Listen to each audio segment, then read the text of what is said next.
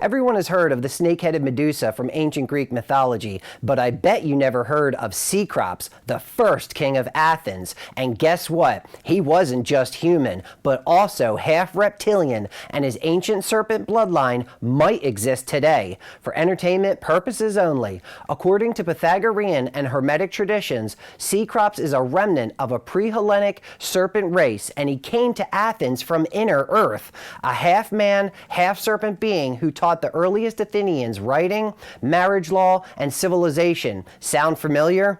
In the occult traditions, Cecropians were survivors of a lost civilization, pre-Greek Pelasgians, or even Proto-Atlanteans. And the Greeks took him so seriously enough to build a shrine over his home, the Erechtheion, on the Acropolis. Archaeology actually confirms a massive living serpent was kept inside that temple, fed by priestesses believed to be the spirit or descendant of Cecrops himself.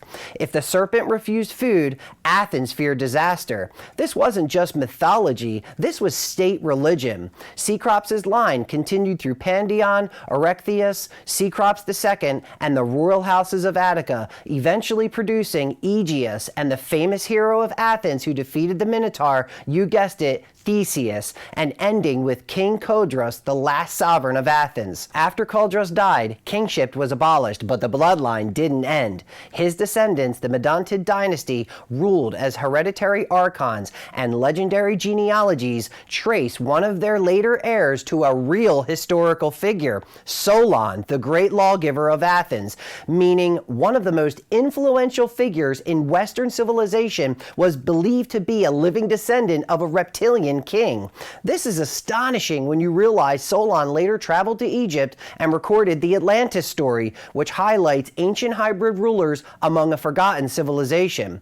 And the serpent legacy wasn't just in myth. Across Greece, Turkey, and southern Italy, lands once ruled or colonized by Athenians, archaeologists kept finding serpent artifacts, Minoan snake goddess figurines, serpent daemons on temple reliefs, Ouroboros symbols, and Ionian serpent seals. These weren't decorations, they were ancestral markers, symbols of an older pre-human race tied to kingship and chthonic power. So the real question isn't whether the Greeks believed in reptilian ancestry, it's this: if Cecrops was the first king of Athens and his bloodline stretched all the way to Solon, who might still carry it today?